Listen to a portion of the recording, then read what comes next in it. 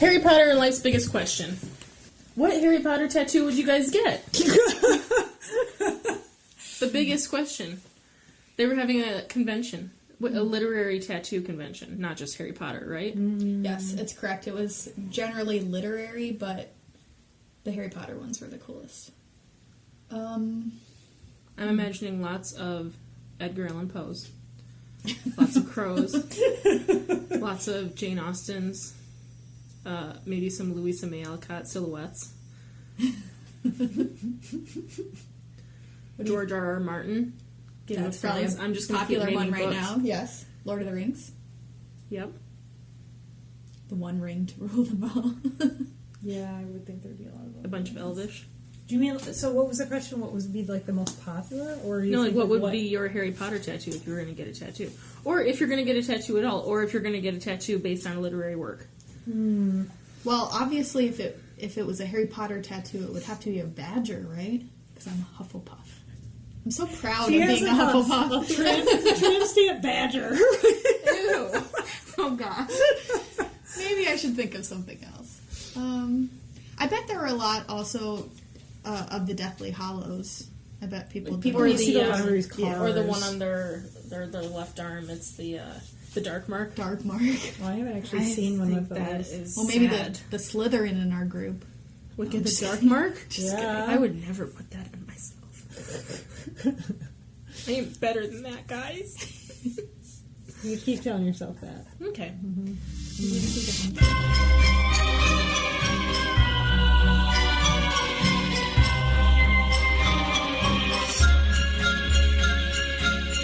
Welcome to Thunderwudgies. I'm Reese, one of the hosts I'm Teej. of this podcast. Thank you for joining us today. And I'm their crazy friend Annie. So today, tattoos. Harry Potter tattoos. Continuing where we left off. I am not particularly inclined to get a tattoo. I would Ever? have to, not at this point in my life, no.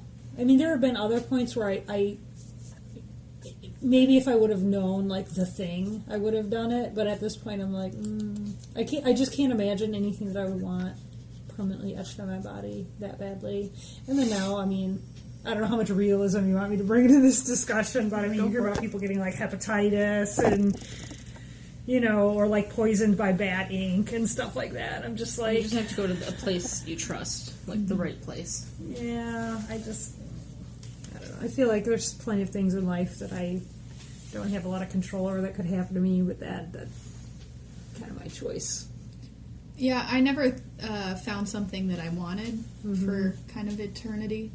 But I feel like I've seen a lot of friends and people that have gotten them before that when they mean something, I think it's really cool. I've seen ones where people, it's a mistake and kind of not very serious, and it's easy to kind of dismiss those. But the ones that really mean something, I think it's cool, and it's a good conversation starter. You learn a lot about someone by what they put on their body. Yeah, I would.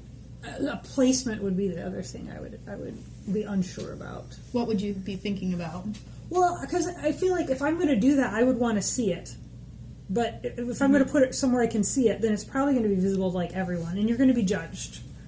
So do I really, or even if you put it somewhere that's kind of hidden, well then if you're at a wedding or something fancy, then you're going to see that. And I don't know if that's a look that I would want, so. What do you think, Reese? I do want multiple tattoos, and I know where they would go. Yeah. I just don't have the financial means to they're spend expensive. it on that. Yeah. That's very prudent of you, because I feel like I have friends that have no money, and yet when they get some, they scrape it together and get another tattoo. Yeah. I'm like, oh, you can save that. But I definitely have multiple tattoos planned. Oh. And I even know of a tattoo artist that I would say, okay, this is the tattoo I want, and this is the meaning behind it, and this is essentially what I kind of want it to look like.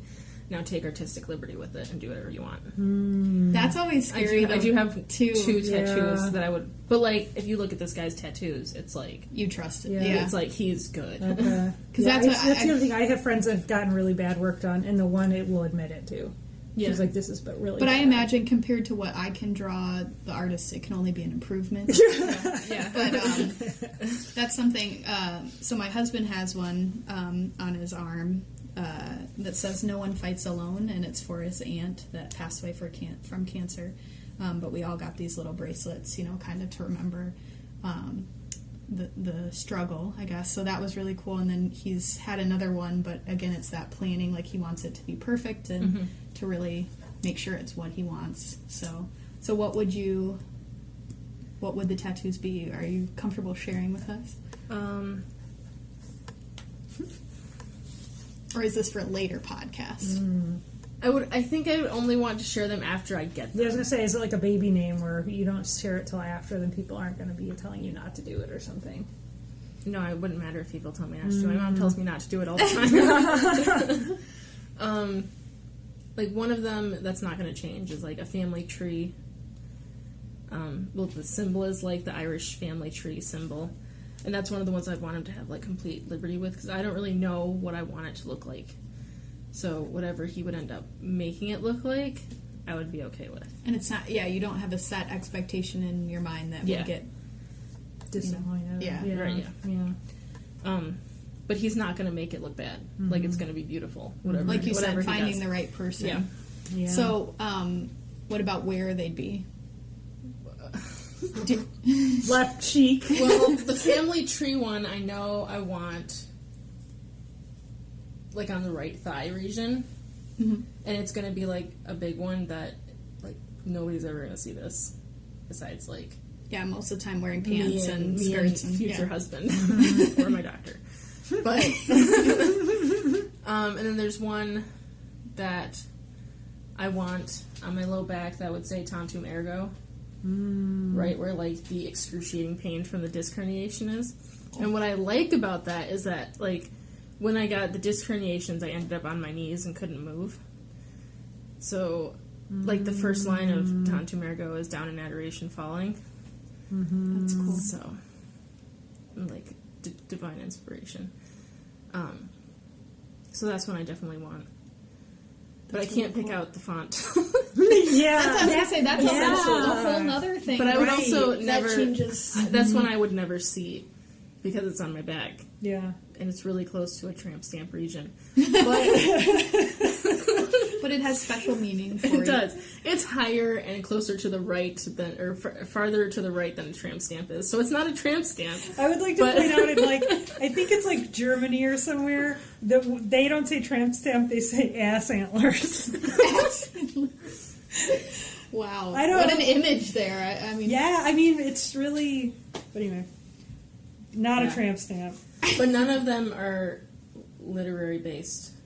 But if I was going to get a literary based tattoo, it would be from Lord of the Rings and not Harry Potter. Yeah. Just being honest. Yeah.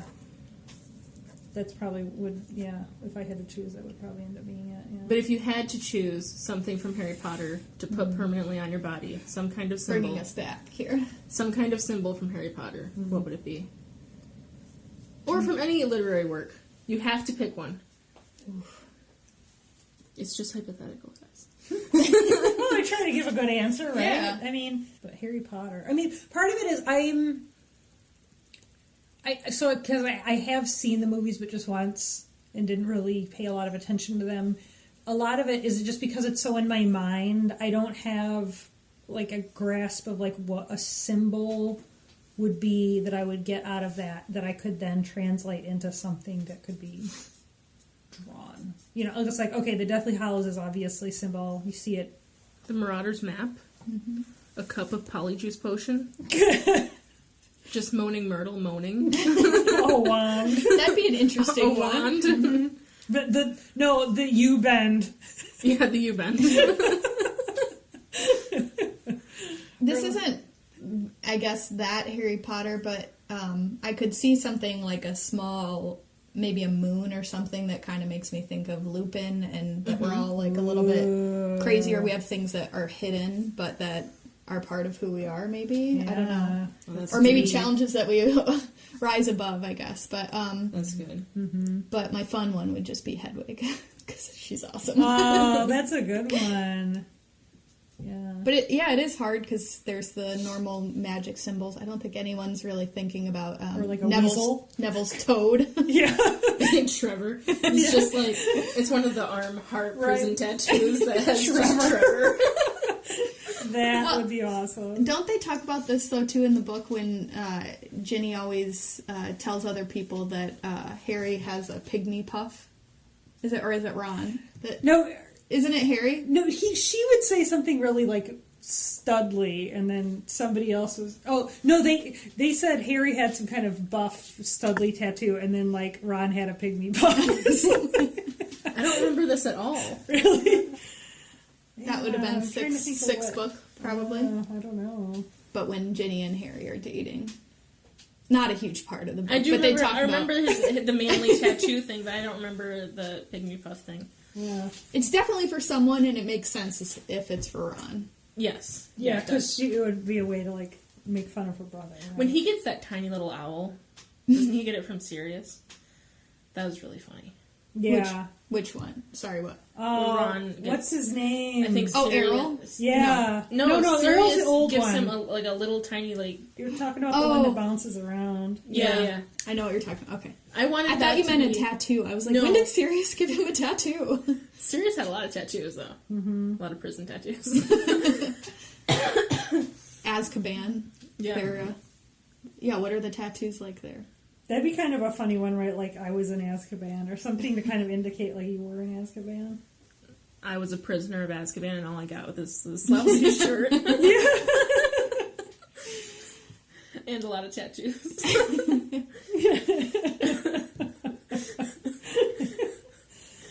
So what from Lord of the Rings would you get? Oh, I already know. Okay, tell me. I actually had a long discussion about this. There's an artist's rendition of Eowyn killing the Nazgul dragon. Mm-hmm. If that's what it's called. I think it's called the Nazgul thing. And it's like super detailed and medieval looking, kind of like a tapestry-esque thing. So I would get the whole image on my entire back. Detail for detail, and then at the top of it, like right below my neck, it would say, "I am no man." Sweet. I feel That like would never happen. I would never actually do that, but it's fun to think about. Mm-hmm. I kind of want to get that image, like, put on canvas and then put up somewhere. that's a good It's a idea. pretty epic line. I'll show you guys the picture. Yeah. And then I'll tweet the link. Yeah, I was going to when say, this we can put it up It's in on... the show When notes. this podcast goes out, I'll tweet the link of this picture. It's pretty awesome. Yeah. See, that's my other thing, that I'm kind of a wimp with pain.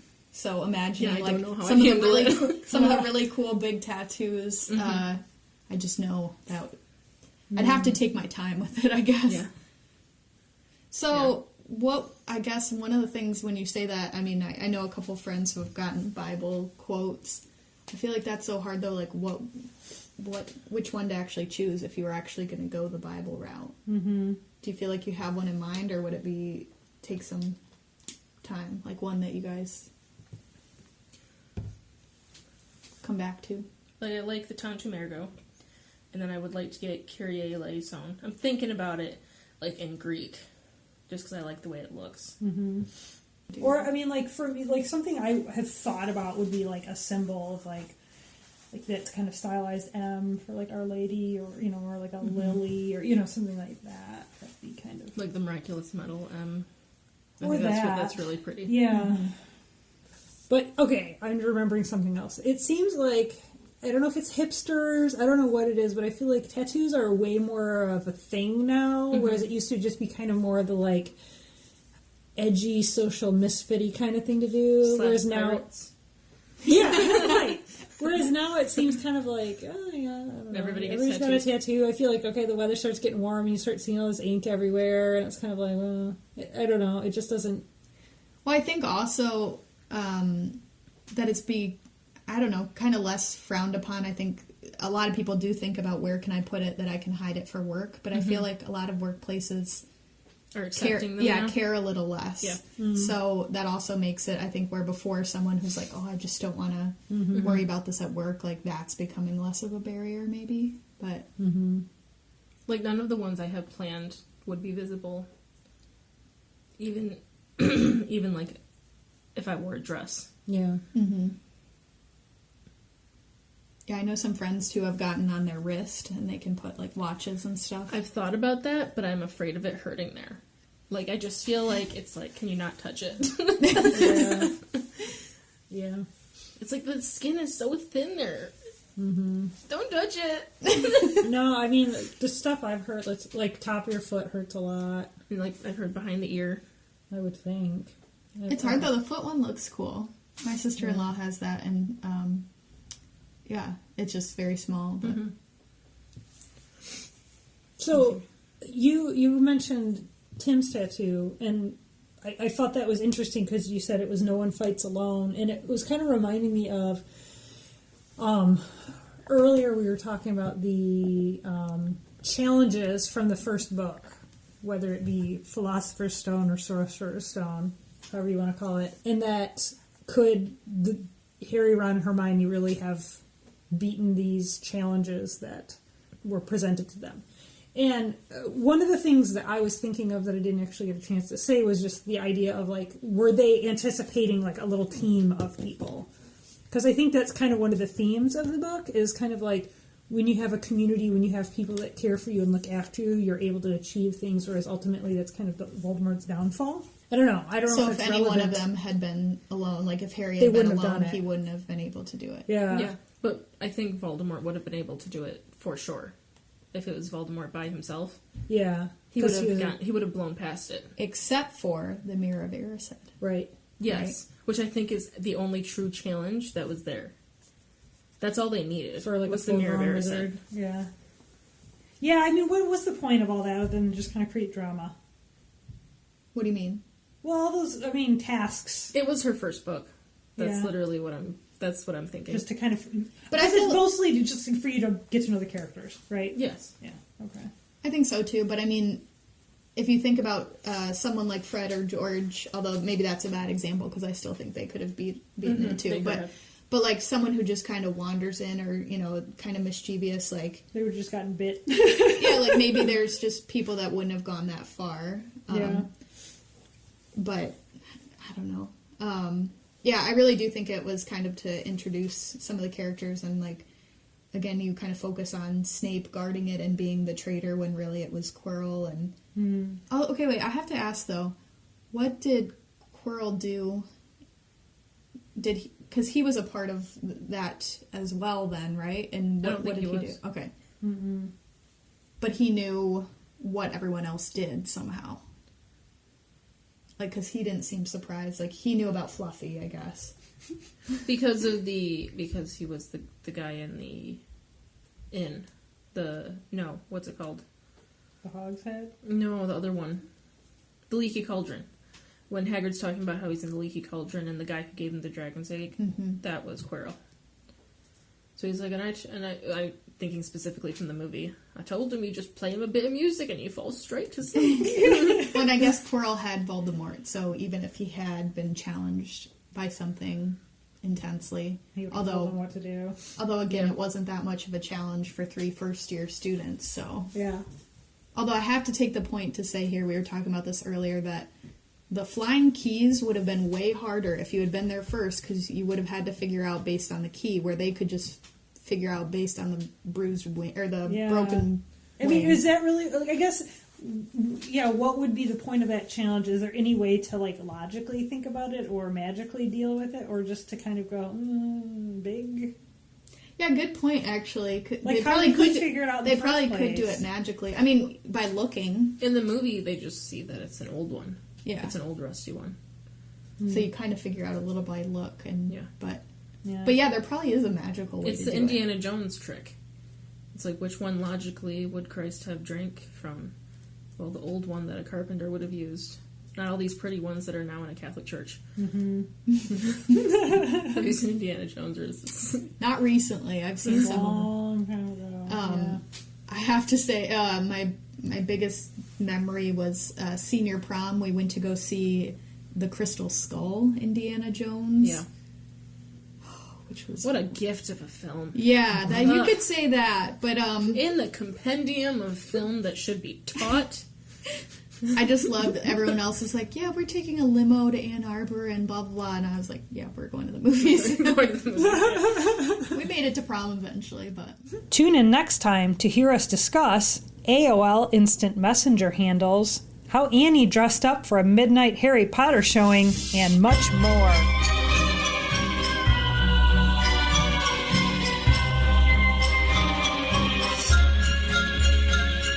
Thunderwudgie is hosted by Reese, Annie, and Teej.